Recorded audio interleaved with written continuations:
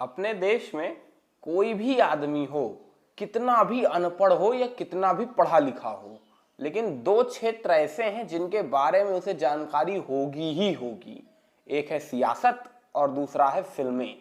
भाई साहब, दोनों कनेक्टेड ही इतने हैं। आप देखिए, सियासत में जो फिल्मी दांव पेच खेले जाते हैं और फिल्मों में जो भरपूर सियासत दिखाई जाती है, इन दोनों का जो मिक्सचर है ना, जो कॉकटेल है, वो इंडियन कल्चर को रिप्रेजेंट करता है। माने भारतीय आदमी उतने ही पक्के तरीके से फिल्म और सियासत के बारे में जानता है जितने पक्के तरीके से कोई एक आदमी जिंदा रहने के लिए ऑक्सीजन लेता है। जितना बड़ा सत्य है कि कोई आदमी बिना ऑक्सीजन के जिंदा नहीं रह सकता, उतना ही बड़ा सत्य है कि कोई भी हिंदुस्तानी आदमी बिना फिल्म और पॉलिटिक्स के रह ही नहीं सकता है। फिल्म और पॉलिटिक्स इस देश की धड़कन है, तो फिल्म और पॉलिटिक्स के बीच के संबंध भी जरूर होंगे। तो आज के इस वीडियो में हम आपको फिल्म और पॉलिटिक्स के ऐसे ही कॉकटेल वाली जानकारियों के साथ भारत में फिल्म और पॉलिटिक्स के दो सबसे बड़े परिवारों के बीच के संबंधों की जानकारी देने आए हैं। पॉलिटिक्स में सबसे चर्चित फैमिली, संजय बारू का वो वाला डायलॉग याद करिए, द एक्सीडेंटल प्राइम मिनिस्टर का। महाभारत में दो फैमिलीज थी, लेकिन हिंदुस्तान में तो एक ही है जनाब, the Nehru Gandhi family.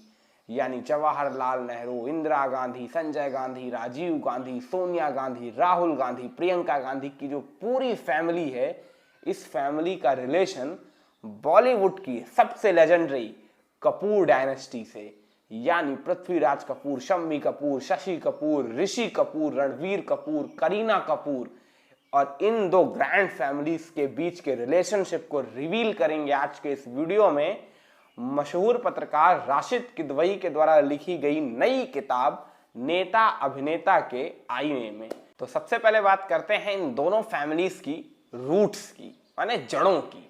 Nehru Gandhi family की जड़ यानी जवाहरलाल नेहरू, और कपूर डायनेस्टी की जड़ यानी पृथ्वीराज कपूर। पृथ्वीराज कपूर को नहीं जानते जनाब? अरे, मुगले आजम में अकबर के एक डायलॉग के बिना पूरी फिल्म इंडस्ट्री अधूरी है जनाब। वही पृथ्वीराज कपूर और जवाहरलाल नेहरू गजब के दोस्त थे। बहुत कम लोगों को पता है पृथ्वीराज कपूर और जवाहरलाल नेहरू की दोस्ती के बारे में।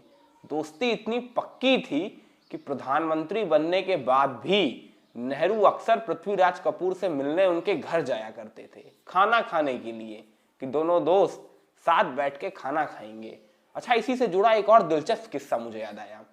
राशिद किदवई अपनी किताब में शेयर करते हैं कि एक दफा पृथ्वीराज कपूर के घर उनसे मिलने के लिए नेहरू पहुंचे। सोचिए, देश का प्रधानमंत्री पहुंचा है आपके घर। आपके घर अगर पहुंच गए नरेंद्र दामोदर दास मोदी जी, कितने खुश होंगे आप। नेहरू भी ऐसे ही पृथ्वीराज कपूर के घर पहुंचे थे, लेकिन पृथ्वीदाल ने मिलने से मना कर दिया। बोले, मैं नहीं मिल सकता अभी। कारण जानते हैं क्या बताया?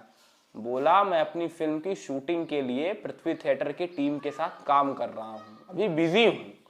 प्रधानमंत्री को अपनी बिजीनेस का हवाला दे सकता है कोई, लेकिन वो नेहरू था, बड़े जिगर वाला आदमी।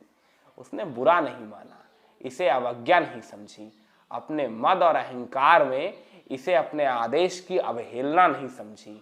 आने वाले प्रधानमंत्रियों की सूची में ऐसी विनम्रता और ऐसी सहजता ढूंढिएगा किसमें मिलेगी।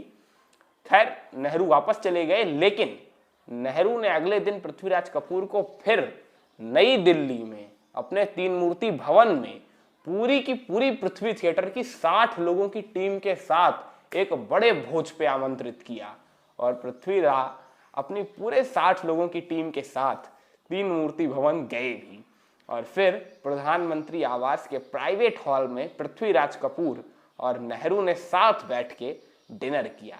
पृथ्वीराज कपूर बड़े सियासी किस्म के आदमी थे। 47 के बाद जब बंबई में दंगे शुरू हुए थे ना, तो कई दंगाई उनके पृथ्वी थिएटर में घुस गए। हिंदू सभा वाले थे, कहने लगे अपनी टीम में जितने मुसलमान लोग हैं निकालिए, हम उन्हें हटाएंगे, दंगे हो रहे हैं।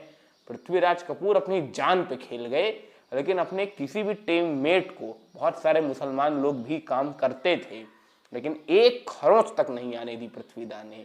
एक दफा आरएसएस के तत्कालीन सरसंघचालक मोहन राव सदाशिवराव गोलवलकर से भी पृथ्वीराज कपूर की मुलाकात हो गई थी, ऐसा राशिद किदवई अपनी किताब में तो शेयर ही करते हैं। लिखते हैं कि एक दफा खंडाला के स्टेशन के पास गोलवलकर और पृथ्वीराज कपूर आपस में भिड़ गए। किस बात को लेकर भिड़ गए? दरअसल गोलवलकर के समर्थक बड़ी आक्रामक नारेबाजी कर रहे थे। पृथ्वीदा को वहीं कहीं शूट करना था, जिसकी वजह से पृथ्वीदा की शूटिंग में डिस्टरबेंस हो रहा था। तो पृथ्वीदा ने गोलवलकर को अनुशासन की सीख देते हुए समझाया कि अगर आपके पास समर्थक हैं तो उन समर्थकों को अनुशासन की ट्रेनिंग दिया करिए, ताकि सड़क पर हो हल्ला ना करें और कम से कम सांप्रदायिक यकजहती की बात ही किया करें, माने सांप्रदायिक एकता की ही बात किया करें। तो पृथ्वीराज बड़े सियासी किस्म के आदमी थे, लेकिन हमें और आपको सिर्फ फिल्मों के एक्टर के तौर पे नजर आते हैं। खैर, ये तो हुई रूट्स की बात। अब चलते हैं अगली पीढ़ी में, माने जवाहरलाल नेहरू की बेटी इंदिरा गांधी और पृथ्वीराज कपूर के बेटे राज कपूर। राज कपूर द शोमैन, बहुत सारी हिट्स है राज कपूर के नाम, बॉलीवुड के लेजेंड आइकॉन्स में से एक। और इंदिरा गांधी के परिचय की तो कोई जरूरत ही नहीं होगी, नाम ही काफी है। राशिद किदवई अपनी किताब में खुलासा करते हैं कि पृथ्वीदा के बेटे राज कपूर और इंदिरा गांधी के बीच जबरदस्त जुगलबंदी थी। दोनों फोन पे घंटों बात किया करते थे। और एक बहुत बड़ा खुलासा भी किया है राशिद किदवई ने कि अपने बेटे राजीव गांधी के लिए इंदिरा गांधी ने जिस लड़की को उनके हमसफर के तौर पे चुना था, उनके जीवन साथी के तौर पे चुना था, वो कोई और नहीं बल्कि राज कपूर की बेटी रितु थी। जी हाँ, ऋषि कपूर की बहन रितु नंदा। उन्होंने यानी इंदिरा गांधी ने रितु नंदा को राजीव गांधी के लिए पूरी तरह से सेलेक्ट कर लिया था। लेकिन इसी बीच राजीव लंदन में सोनिया से मिलते हैं और फिर सोनिया और राजीव का इश्क परवान चढ़ता है। फिर राजीव सोनिया से रिश्तों की बात इंदिरा को बताते हैं और फिर किस तरह से राजीव और सोनिया की शादी होती है, ये इतिहास है। लेकिन एक दौर ऐसा भी था जब इंदिरा और राज कपूर एक दूसरे के समधी होने वाले थे। खैर, चलते हैं इन दोनों फैमिलीज के रिश्तों की अगली पीढ़ी में। दो पीढ़ियां हो चुकी हैं और अगली पीढ़ी सबसे ज्यादा दिलचस्पी वाली फैमिली है, क्योंकि अगली पीढ़ी में बात हो रही है करीना कपूर और राहुल गांधी की। हमारी आपकी आजकल की पीढ़ी में करीना कपूर और राहुल गांधी वाली बात ज्यादा पॉपुलर हो सकती है। जरा कलेजा थाम के सुनिएगा। राशिद किदवई अपने किताब में लिखते हैं, राहुल एक दौर में करीना के इतने बड़े फैन हुआ करते थे ना कि करीना का कोई गाना हो, कोई एल्बम हो, कोई फिल्म हो, जिस दिन रिलीज होती थी first day first show Rahul Gandhi 100% cinema घर पहुंचते थे और फिल्म देखते थे।